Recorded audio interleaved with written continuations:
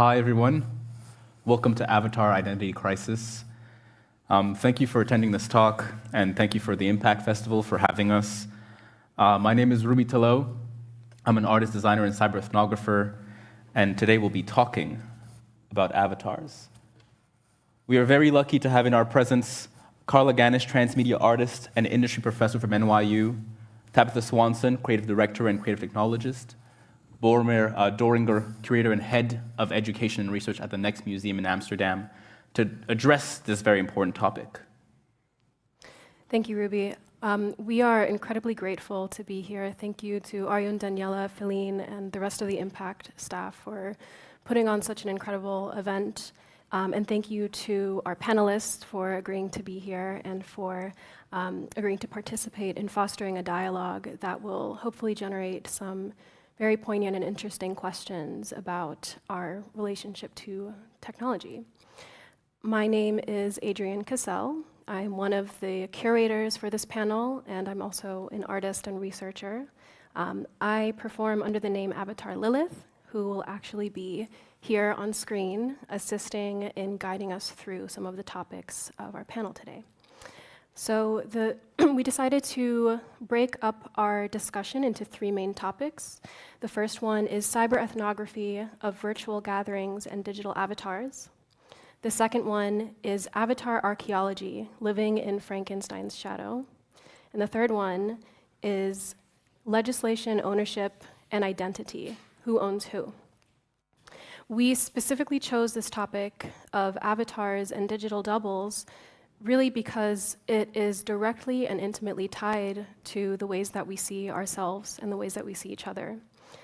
The idea of an avatar comes from the yearning to stow ourselves away from the passage of time or to escape oblivion and to extend oneself beyond the body. And so what we are asking here is what happens when the constraints of technocracy and surveillance capitalism are imparted onto these bodies that extend our identities into and beyond the digital realm? What is our relationship to a fundamentally passive 3D object that is literally meant to be controlled and manipulated, and that might contain our likeness or other aspects that we might identify with? Can we begin to set the building blocks of our digital scaffolding that has not quite yet hardened into a monopolized platform where users no longer get to decide what to do with their bodies? So we want to take this opportunity to use these particular types of discussions to not just solve specific problems, but rather to set a precedent on how to think critically about technology and our place adjacent to it. So with that being said, and we certainly don't want the conversation to stop here. So with that being said, we are going to start off with some brief presentations from our panelists, starting with Carla Ganis. Thank you.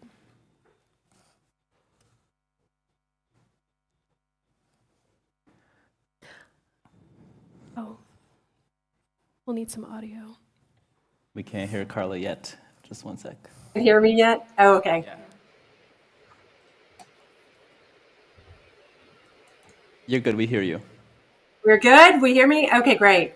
So hello again. I'm happy to virtually be here today. Thank you to Ruby and to Adrienne and to the entire IMPAKT Festival team for this invitation. And so, yes, I'm Carla Ganis, a female-identified human and transmedia artist based in Brooklyn, New York. I also serve as an industry professor at NYU's Tannen School of Engineering. I also, alongside my human existence, coexist with Carla Gan, cross-platform avatar for recursive life-action generative adversarial network, who you see pictured there. She is my digital doppelganger. She is a metaphorical and literal extension of me into the digital realm, representing as a skeuomorph both the accumulation of my digital data online and the potential birth in the future of a synthetic consciousness with its own agency. As you can see on the right of this slide, as part of this speculative narrative I'm performing, Carla Gan actively engages with the world through her Instagram, chronicling our travels together, the exhibitions we collaborate on, and the curiosities she discovers in emerging technological and scientific fields. Can we go to the next slide? So since the late 1990s, one of my core preoccupations has been with the uncanny complications that emerge as our physical and digitally mediated lives increasingly intersect. In this slide, I have compiled many of my avatar projects over the years, beginning with my first avatar, my art avatar, Sister Gemini. She first appeared in that top left corner. These digital personas represent my deep inquiry into the porous nature of our digital and physical existences, highlighting both the dichotomies and the convergences that can emerge. I create avatars for myself, and as early as 2002, playing in that top left video, I began to create them for others as well, to critique corporate-driven identity narratives, to imagine through an absurdist lens post-human design, and to dissect the nuanced relationships between corporeal self, our cognitive essence, and these digital impressions. Thanks.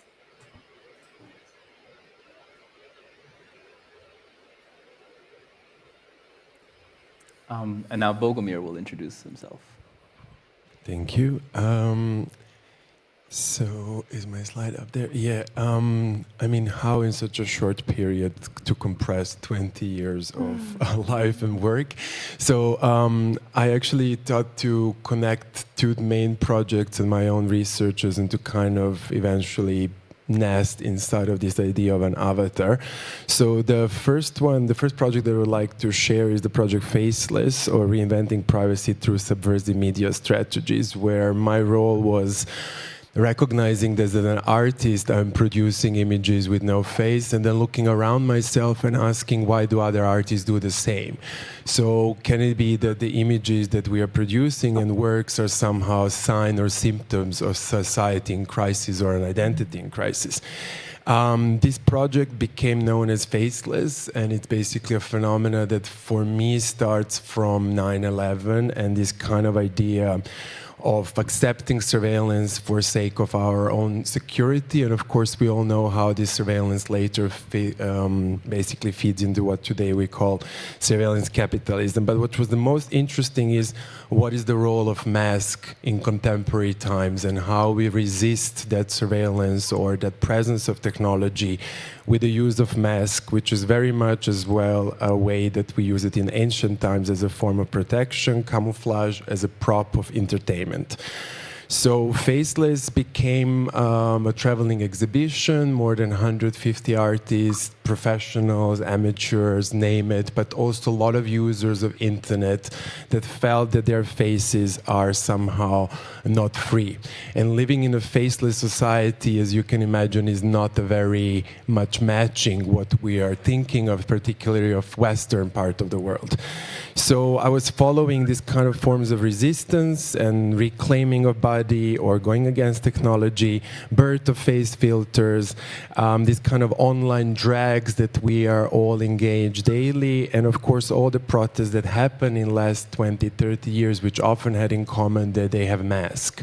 From Pussy Riot, Anonymous, Zapatista, and if you think of latest protest in Hong Kong, all these different media strategies that came from art were used as a form of a resistance. Another project is nevertheless, yes? Okay. Oh, there was a bug, sorry, yeah. Did you manage to see anything behind me or? Yeah, okay. So second long durational research project is a project in which I started filming clubs from a bird's eye view with this idea to document different dancing rituals and try to understand what these rituals have or mean in a society. So what is the function of dances that we are performing in clubs? Also question who is performing, who is participating, who doesn't.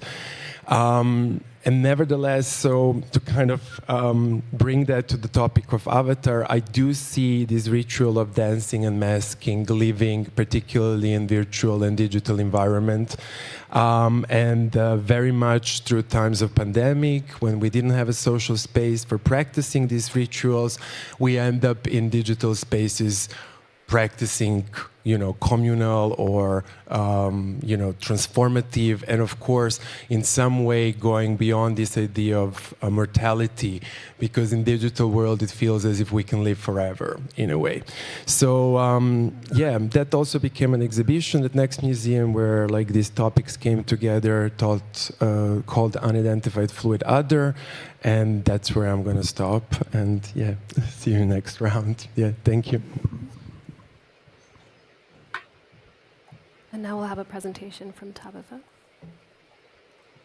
Hey, so I'm Tabitha. I'm a creative director, creative technologist, and also an artist. Behind us is just a little bit of my work. Some of the more aesthetic stuff, but I've also worked a little bit more on some technical stuff as well. Maybe starting off with face filters. I was working on face filters and have been since 2019. When they opened up the beta program for Spark AR. Also working with the Lens partnership program for Snapchat, and really seeing the development of that. Something that's really interesting is that Meta actually has the best technology for person segmentation, facial capture, stuff like that, just because of the sheer mass of data that they're capturing from all of us every day. I also worked on a virtual reality project, which was quite interesting. It was a therapy project where the patient was in VR and the therapist was guiding them through different simulations for exposure therapy. So with that, the therapist would be able to kind of change the dynamics of the simulation every time according to the biometrics that were being picked up by the patient while they were sitting together, and be able to change all the avatars within this space to kind of reflect what the patient needed. I've also worked a bit with AI. I had a project where I was recreating myself with AI. And then digital fashion and more fun aesthetic stuff as well. Thank you. Hello. My name is Avatar Lilith. Today I will assist in guiding you along each topic for a panel. Thank you for your attention. The first topic is cyber ethnography of virtual gatherings and digital avatars. What is the significance of beings like me in the virtual realm? What do I represent to you?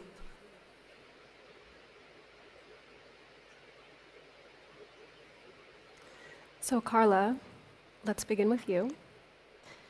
Why specifically have you chosen to work with avatars in your practice, and what do they represent to you as plastic material? Great. I'm going to go in the Wayback Machine to begin answering this, because I have a traditional arts training, 2 degrees in oil painting, but I moved to New York in 1995 and it opened up a new artistic realm to me, a digital one. The screen became my canvas, pixels and data extrapolated from the internet became my new palette. And as I honed computer skills, however, my employability in corporate America and these settings grew, but I was yearning to maintain my own artistic identity. And these are the days of Web 1.0. And I felt a profound cognitive dissonance between the neoliberal values of corporate America and my own internal inclinations to subvert mainstream media narratives through my art. So I first wrote and then brought to life through flash narratives and the technologies of the day, my avatar, my inaugural art avatar, Sister Gemini, who I've mentioned before. She was an amalgamation of artificial intelligence, Native American heritage, and elements of myself. And in this meta-narrative, she came to the city with her brother Carl Boy, another avatar. He doesn't get as much play. And he goes to work for a corporation, and she disrupts websites by breaking in through QuickTime videos to sing and perform cyber techno ballads. So from Sister Gemini's beginnings to subsequent avatar creations, I'm currently working with 7 avatars. I've aimed to contest monomedia views that reduce identity to static, stereotypical tropes, often merely data for ad campaigns. Agency and power can be afforded through embracing a more fluid nature of identity. And artists have practiced this for centuries, as when female writers adopted male pseudonyms to ensure publication back then. And today, though, we have this plethora of platforms and apps to craft and to accept our multifaceted, authentic, plural selves. And I'll end getting into the plastic parts of this. My relationship with avatars continued to evolve. In 2010, I physically ran down a highway in a race against my Second Life avatar, Jezebel Langley, who began her race on a virtual highway. It was a bit of a Proteus effect thing, but it was also a way for me to highlight and perform the tangible and intangible divides between our existences.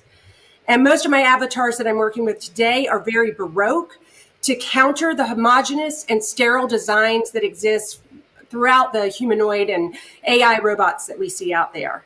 So yes, my avatars are very malleable forms and plastic material for me through which I can represent aspects of my personal human journey, but also I can address broader cultural and socio-political themes and problematics of this age. Thank you. That was incredible. It sounds like you're really able to embrace this idea of multiplicity and extending that through this material. And it's something that I also see in my practice as well. And so I wanted to shift over to Tabitha and ask you as well, avatars are a big part of your artistic practice. And so how do they extend or limit self-expression as specifically in a digital context for you personally? Yeah, I mean, I think for me, it happens in a variety of ways. Sometimes my maybe baseline instinct or whatever is to like recreate myself, which only goes so far, you know, but often and at other times I'll explore a lot further with that, and I will, you know, I have this one series of pieces that has all these blue fuzzy characters in them, and often they'll be kind of depicted in torment or in pain or whatever, expressing different feelings and stuff like that. Yeah. Yeah, Bogomir, the next museum features a lot of works containing avatars. I think we just saw one of the exhibitions, and pushes the audience to encounter these virtual realms. As a curator, where do you think is the authentic place to encounter these figures? The museum, the virtual realm, or an intersection of both? Yeah, it's interesting because, you know, like, so first of all, the UFO exhibition, Identify Fluid Other, was pretty much result of lockdowns, and like a lot of artworks that we were showing were produced during that period, which for me was interesting to, you know, it's always interesting to look at the social political moment in which we are and what kind of content is being produced. So as I said, if you think of pandemic and if you think that, you know, proximities between us are changed or not allowed, if the physical touch is not allowed, if suddenly access to technology is more accessible, VR sets became much more accessible and affordable. There's also always this moment how certain social political events are used to boost certain technology as well, or you know, what tools are given to us and how we use them, or how tools are using us.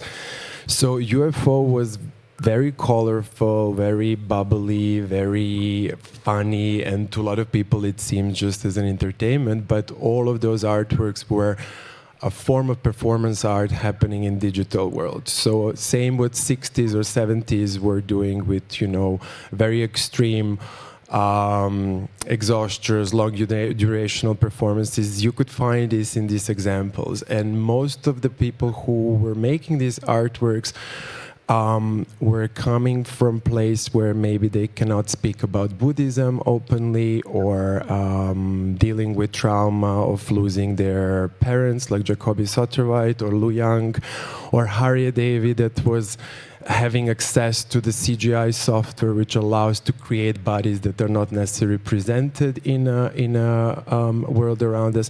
So, this seems to me as artist and curator, okay, yeah. But then what was interesting is the way that audience reacted to this presentation of these works on a large scale inside of a museum, and not on your phone, and not in privacy of your using your technology.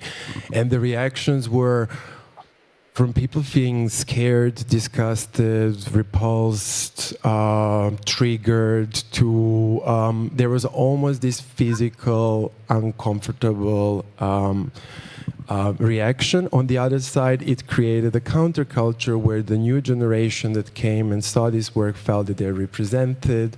They felt it's a form of a protest.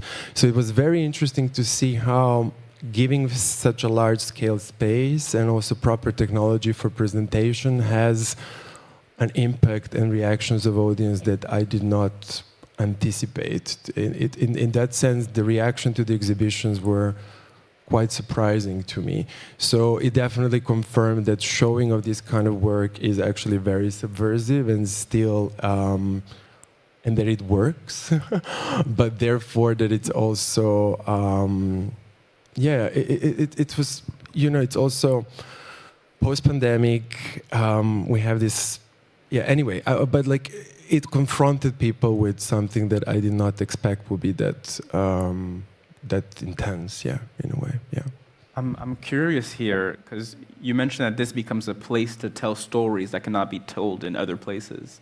And I think you both do this in your work as well. Whether or not the story is understood by the public or by your audiences in the same way that you want to tell it, or does the meaning shift when it enters the realm of the avatar or of the digital? I think that's an interesting kind of thought to ponder, because I think whenever there is something that is humanoid looking, whether it enters uncanny valley or not, it definitely allows people to project themselves onto that figure and either relate to it in a positive way, a negative way, a neutral way, whatever the case may be. But I think whenever there is that feeling of familiarity just with that body shape, it definitely does project. Yeah, I wanted to quickly touch on the idea of agency and control and the power dynamic that exists both with yourself and the avatar, and then how avatars exist in an ecosystem together.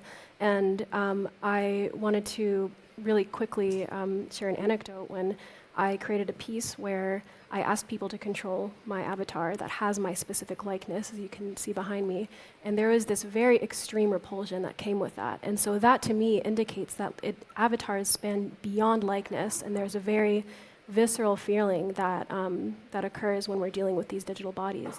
And so my question to all of you is, how do you see that relationship of power and control between these bodies?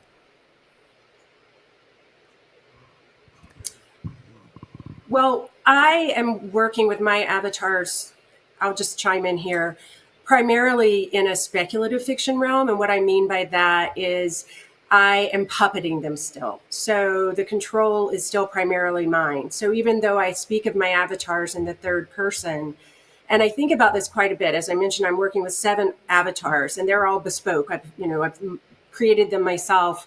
Of course, using the applications built by hundreds of programmers. But I had a 360 scan produced about 2 years ago, and a volumetric scan of me. It took 2 minutes, 256 DSLRs, and there I am, a one-to-one likeness of me. And so that is my avatar that I call Carla Gannis. And Carla Gann, cross-platform avatar for Recursive Life Action, who has her own Instagram. Through my metafiction, she actually is the autonomous avatar that is a likeness of me. And so I'm playing out what it would be like, as we increasingly encounter these large language models where questions are being asked, have we already reached artificial general intelligence? What does that even mean in terms of the way we're working with these avatars, and in my case, particularly in still puppeting them. What about their agency, and what does that suggest in terms of, the possibilities of emerging intelligence and consciousness even?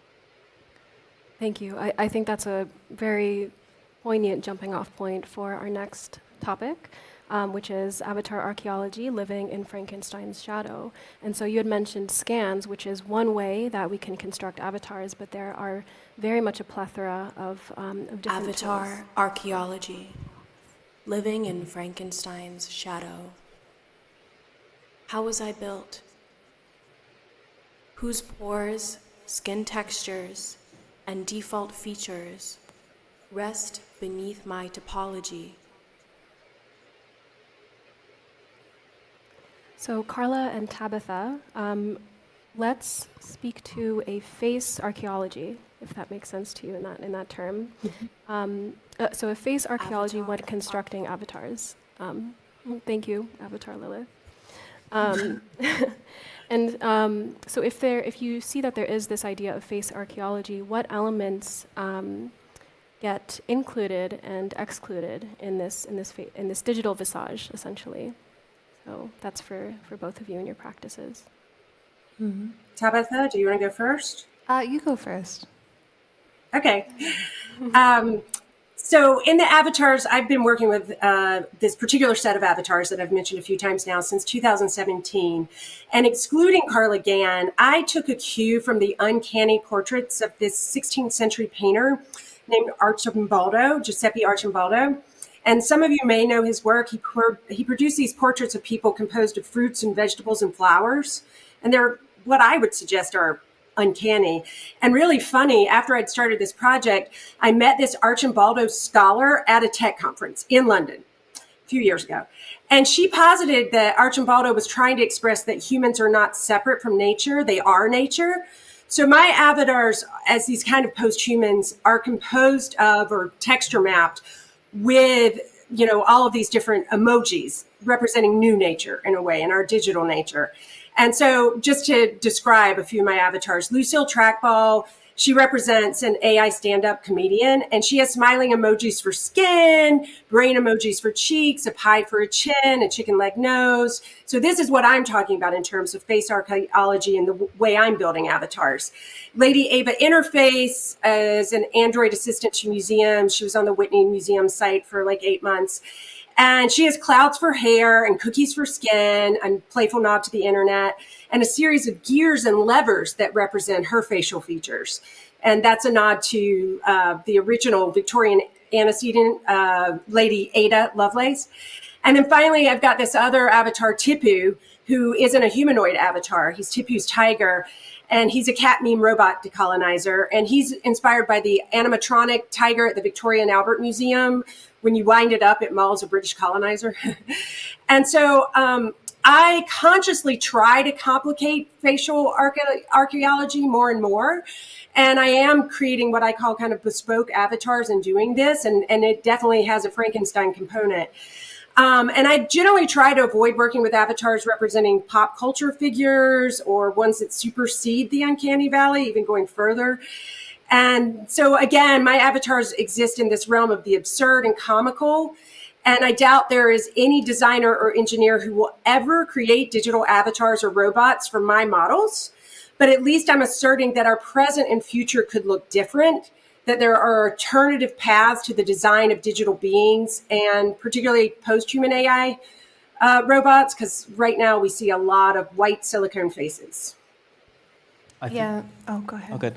I was just going to add, I think one of the beautiful things about digital avatars and being able to create things in the non-physical world is just that we don't have to follow physical rules. We can, have them floating. We can have their arms made out of like wrenches or whatever, and it can be really fun and playful. And I think that that's something beautiful that allows us to explore not only our subconscious, but also things that are, just interesting and aesthetically pleasing as well. Their head could be made out of a turkey. Anything's game. Yeah, and I like how you talk about aesthetics too, though, because there is an aesthetic to this. Yeah, definitely. Yeah, so speaking of face, it's always interesting how we want to create this realistic face that we can identify and follow in a narrative. But an interesting example that I would like to bring here is from Jake Elvis' ZZ drag show, which multiple drag performers were scanned and then merged into ZZ, this kind of almost unstable facial performer drag. With an attempt to question first the data sets of representation, also biases, but also suggest that indeed the rules of the physical world as we know can be challenged in this environment. So this idea of unstable identity, shape and form, architecture, etc. So this was like an interesting example when it comes to denying the rules of facial expression and the way we are in this world. Yeah. And what I think is very interesting is that while artists are exploring these uncanny alternative ways of representing, the examples in mainstream culture, so if we look at what Meta just did with their own avatars, are completely related to people we know. We've seen Billy, who looks exactly like Kendall Jenner, one that looked like Mr. Beast. What are your thoughts on the more mainstream representation of avatars with their likeness connected to celebrities, which we've been seeing, I think it was in the last couple of months with Meta? I mean, maybe one note I want to make on that, first off, would be like those avatars and those characters are compiled of all of our conversations and datas, you know? So they are in part like we are all part of them as well. It's like a collective. One reason I started Carla Gann was actually to have control of one representation of myself, because there are all of these avatars being generated of us basically from our data online, so more products can be sold to us, you know. And then essentially, you know, there's something I'm sure for an actor, you know, to be reproduced as an avatar by Mark Zuckerberg, you know, they probably think it's fun and it's cool and it's something to participate in. But it makes me think of this really prescient movie from 2013 called The Congress. Has anybody seen that? Robin Wright was in it. And anyway, what happens is she's an aging actress and she sells the rights to her volumetric scan. And then they just start to use it willy-nilly everywhere. And that's actually now starting to happen with people's voices who, you know, they didn't read the fine print and they sold their voices years ago for a commercial. And now there are AI generations of their voices that they get no compensation for, but their voice is everywhere through AI technologies. And so it's a slippery slope. Yeah, I mean, we just had the first protest of actors and performers against exactly what this movie was suggesting, but there is always this moment of consent that, you know, seeing ourselves forever young is very attractive. It's like, you know, there's interesting, like everything we speak about seems like we know it from mythology, we know it from science fiction movies, and yet we kind of follow that same pattern. But it's interesting that we already had the first protest for Robin Wright's movie in a way. I mean, that's a huge thing as well, and I'm sure that you're both quite aware of this, but with face filters, you know, and like editing faces and the body dysmorphia and potentially the wide array of other things that come from that. And, you know, what are the boundaries there? What are the lines? It's really hard to say. But a lot of the time, a lot of these filters will be making us look younger or taking away wrinkles or whatever. And it's an aspect of denying nature, you know, which we can never be fully separated from in the physical world, but in the digital world, you know, we can do that to an extent. And it is also a certain belief that through technology we might evolve into something more than human, which is, I think, very much also what AI, as the way we speak about it, demonstrates, and that we believe that it's more than it is. We breathe life in it, even when it's still dead. We hope that it will become alive because somehow that gives us some kind of excitement or maybe creative potential, or maybe that eventually we live forever. So for me, these virtual rituals are as equally healing and empowering as they could be in times of crisis. They also do show potential for self-organization, protest, but they are also picking out on those weaknesses that we have as humans in these bodies and with these minds in times of crisis and full-on control by corporations, technology, etc., etc. So that vulnerability is what here also plays a very important role in a way, yeah. I mean, something I've been thinking about a lot in regards to that is like censorship within these corporations, you know, because obviously they don't want to be liable for lawsuits or whatever. So a wide array of things are censored, you know, whether that's good or bad is debatable, but there are many topics which AIs just can't talk about, you know, and also like what happens when these codes have like an update or whatever with, I don't know if anyone here knows Replica. It's like an app that you can download. You can have like a digital friend or a digital partner, and you can kind of decide what they look like what their interests are, etc. And I remember being on Reddit, the subreddit for Replica, and there was an update, and all of the people using it, their partners, their digital partners, were completely rewritten, weren't remembering things that they had done together in the past, and that's kind of a death, you know. That's like a death of a relationship. And to what degree is this company liable for that? Absolutely. I think this is a perfect jumping off point to our next segment, which is legislation, ownership, identity, who owns who. One small thing, I hope you guys were watching the video because part of this is also how avatars are created. And so you'll see that there's phenotypes and specific standards. So, you know, there's like 6 body types here, and there's probably way more in the world. But I think the process of creation, which I think Carla, if you're not doing the volumetric scan, even like a metahuman, which you're looking at right now, you have to select like a starting off point to make your character. And so there's always this like process of taking a standard and then making your own, which I think is very interesting. Yeah, maybe we can just quickly have another moment for this idea of archaeology and construction to really point to this dichotomy of being able to embed some type of self-expression through the actual materials and the creation. So seeing in Carla and Tabitha your work, but as well, there's also this idea of a form of digital provenance where through these platforms, there's that idea of defaultness, which can in turn shape our perception of ourselves and each other. And then on these platforms, you have a select array to choose from these specific facial features that play into lots of contention surrounding identity, race, gender. And so, you know, that is a very long conversation that I think we might not entirely have the time to have.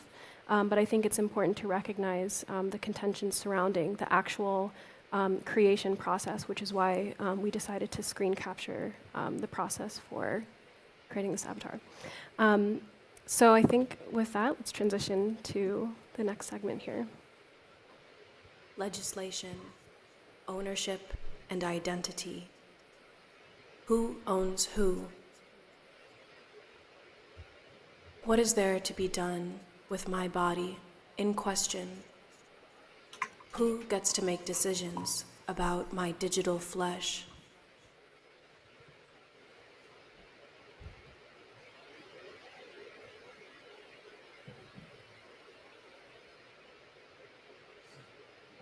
Okay. So this question goes to all of you. So from your understanding, what are the current legal frameworks that are governing the ownership of digital assets and particularly human scans and avatars? I think that depends on the platform. It's quite dependent on that. I think, yeah, I haven't read the fine print of all of the platforms I've tried out for The it. terms and conditions. Yeah, exactly. But I mean, going back to Meta, for example, like they own every single thing that we put on there. Like every picture of like artwork or our photos or, whatever conversations we have with people, they own it. I'm curious, like, I'm sure many people have seen like the Meta VR glasses, and those make an avatar of you that the other person can see. I would be curious if they own that avatar that's constructed of you, and then they own your likeness, you know? Yeah, I mean, these questions of ownership, it's just really cringy and creepy. And yet, as you were saying, Bogomir, we still participate. There are, and I am not an expert on any of this legislation, and I also don't read, kind of like I'll just sign up for an app because I'm wanting to do something, and so I rarely read the fine print. But the Digital Millennial Copyright Act, DCMA or DMCA, I think it is, which is in the US, but it is supposed to address copyright issues related to digital innovations so that Facebook can't decide, well, you've posted, or Meta now, you've posted this online, so we own this and we can go sell it in a NFT gallery space or something like that. And so, I feel like decentralization through smart contracts and blockchain platforms might be to our benefit. And then the other problem that emerges, though, is I'm talking about DMCA and the policies there, but then we have borders in physical reality, but what happens when your avatar crosses a border, a perceived border in virtual reality or in these virtual spaces where the laws are different in other countries? So that's a complication too. Yeah, also even just like censorship, like on Meta, Yeah. you can't show like, AFAB like chest areas, like people's chests. If you have breasts or whatever, you're going to be deleted and like banned from the platform. What is that going to look like for avatars? Are you going to actually have full control over your avatar, or is it going to be that you can do stuff to a certain degree and then you're like banned and like halted and removed from the platform? Like what are these lines, and how does the real world bleed into this digital world? I'll even make the point, I've been working with Midjourney lately and generating avatars from that. And I've just been making line drawings and training it on some of my line drawings. But if my line drawings have breasts, it doesn't pass, their filters. However, it will generate images of generally very homogeneous, thin women with their breasts exposed. So that's just such a contradiction to me. It's puzzling. I mean, also a lot of these AI platforms and tools are kind of replicating generalizations and stereotypes of like racial Yeah. and sexual things. Yeah, and in a really negative way. So that's definitely something that has to be figured out. I don't know exactly what the route is for that, but it's something that seriously has to be addressed before we rely too much on AI as like this godlike figure to make decisions for us. Well, there are so many groups out there, though. The thing that gives me hope is, Carolyn Sanders has created this feminist data set. It's a collaborative project. LaJaunie McMillan's Black Movement Library, which was really LaJaunie recognized that, even the movements from some of these platforms, for mocap and things like that, there was no attribution to the humans or to the culture in which those dances were emerging. There's the Algorithmic Justice League with this incredible sociologist, Ruha Benjamin. So, there is a lot of grassroots movement and activism emerging.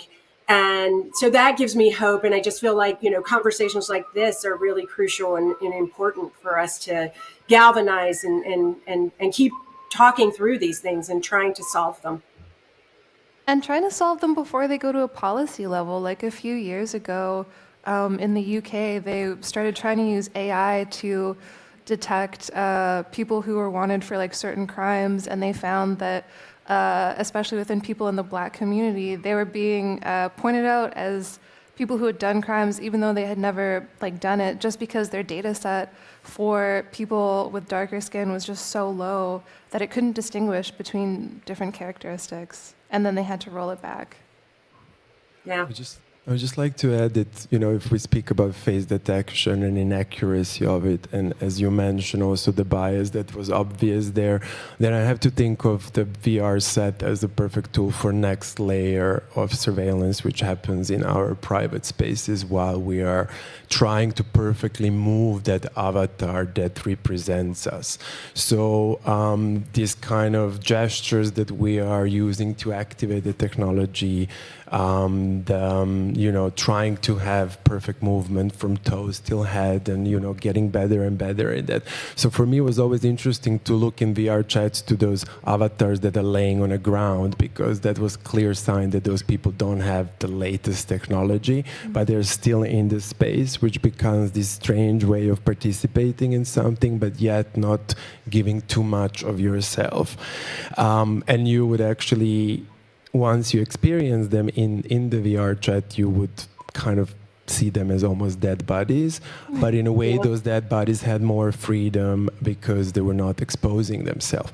So what I'm trying to bring here is that we are often discussing these things, behind the table on these conferences, but I think we need to discuss them inside of the world in which we are practicing, because, even if you think of sexual harassment in VR, this is something that I'm sure that not that everybody could anticipate, that it's very strange when in VR somebody walks through you, or that the rules of 1.5 or the need to have this bubble is necessary to create. So I think only way to really seriously understand these topics is that we have to meet in those environments rather than analyze them from.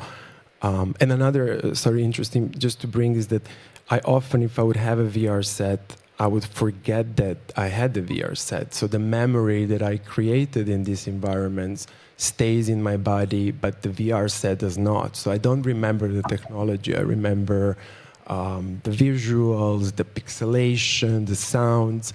So that's also interesting. What's the impact of being being digitally in these environments, and how it affects us and what it does to us? Yeah.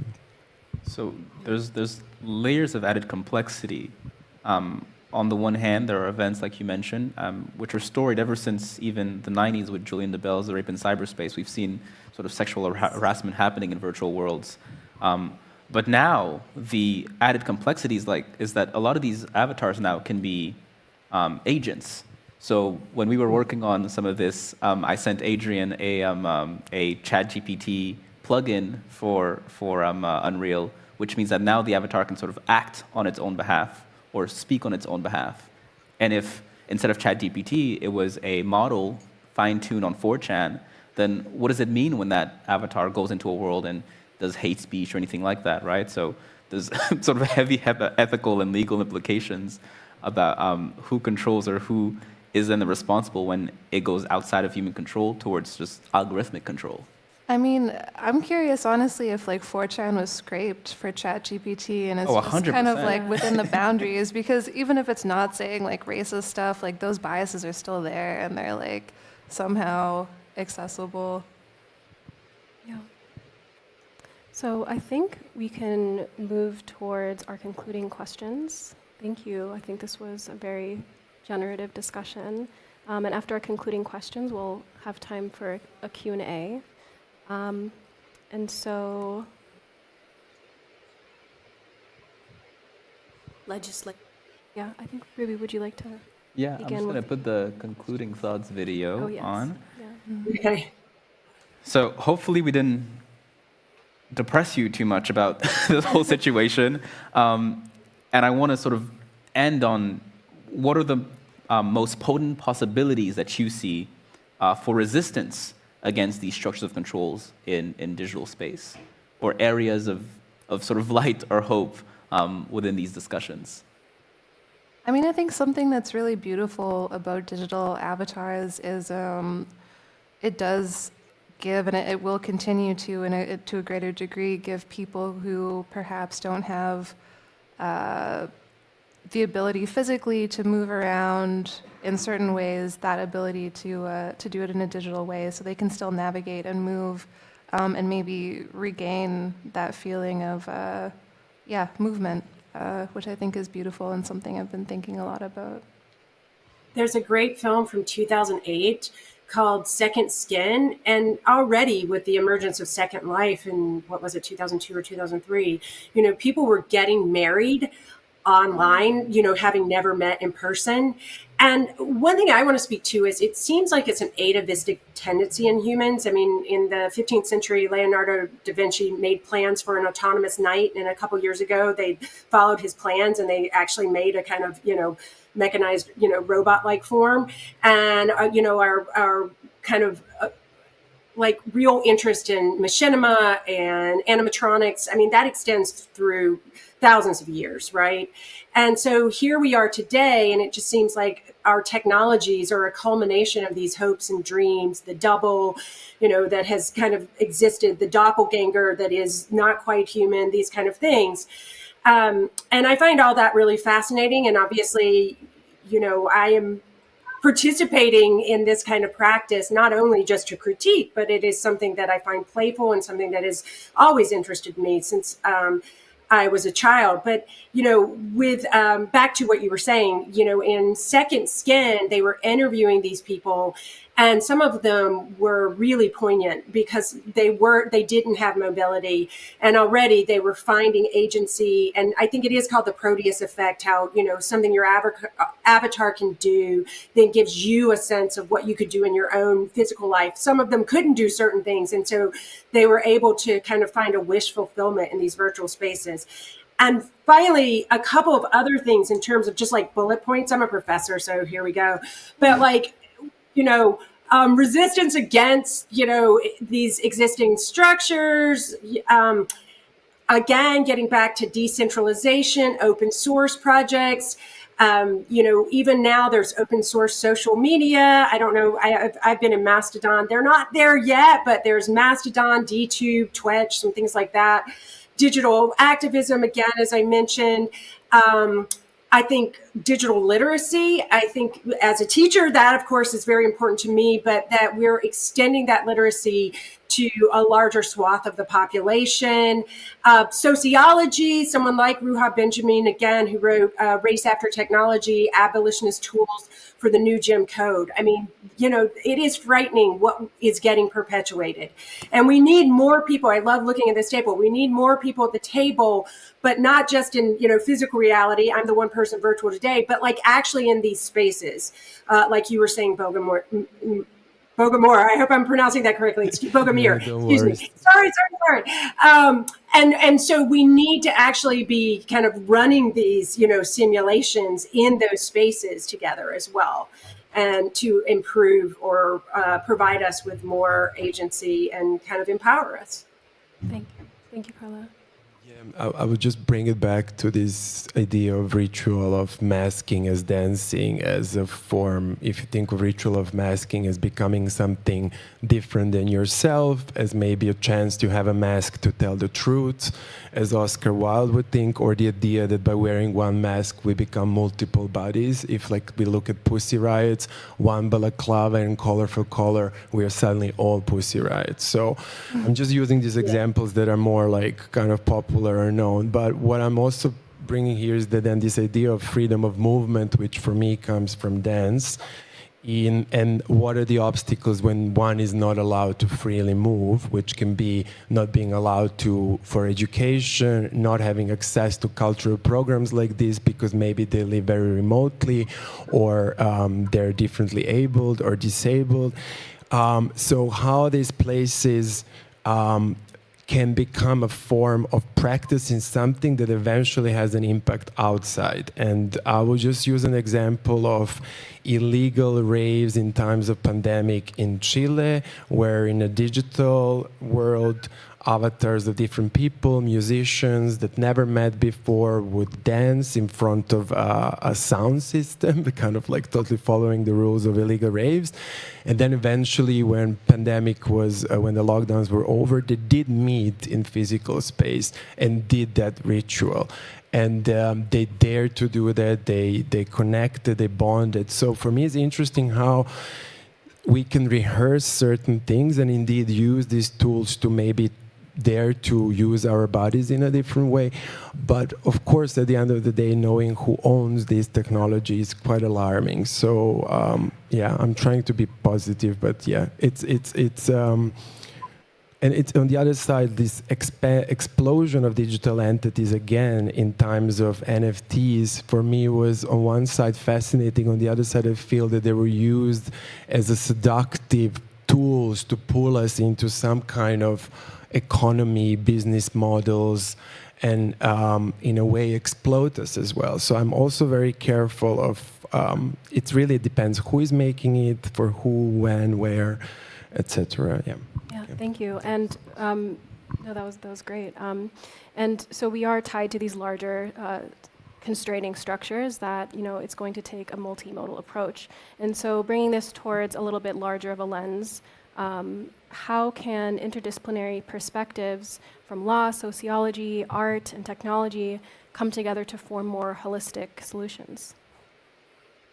Honestly, I think get involved in policy. Like, we can talk here till the cows come home, and you know, it's also really important to do this, but unless there are people in the offices like actually changing policy, nothing is going to happen. Yeah. So hopefully Yeah, we have that's some policymakers in the Yeah. room. And then our last concluding question is bringing it towards the individual. So what is the role of the individual in navigating these complex systems? And what strategies could be employed to safeguard one's digital agency? I mean, you know, one strategy is to just go offline.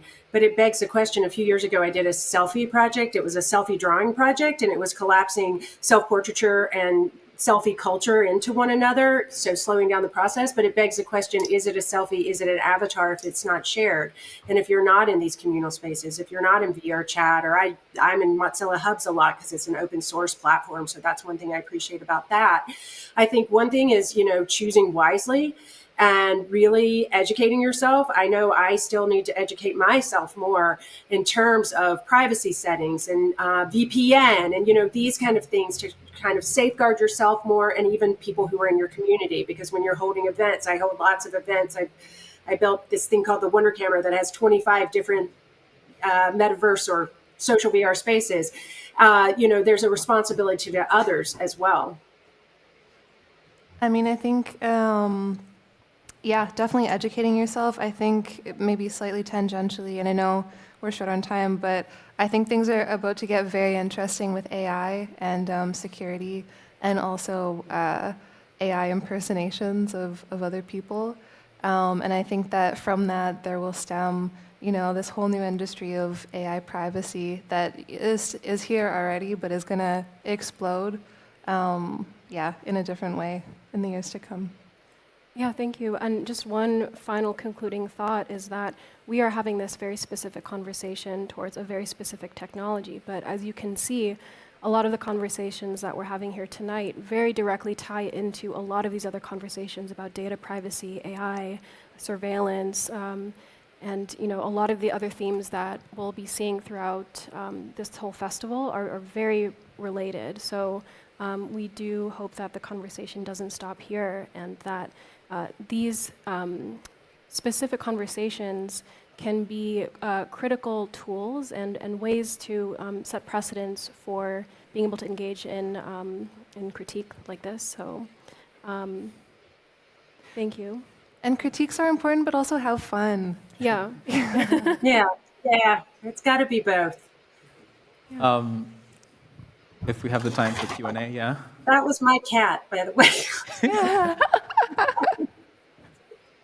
Yeah, He wanted I'll to be throw part it. of the tour today. Thank you so much. Any questions?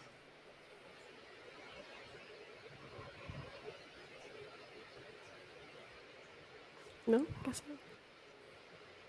Maybe with less lights on. I mean, it is quite awkward when the lights go on. It's like question. Yeah. Let me see if there's one on here. Oh, yeah, we can check the.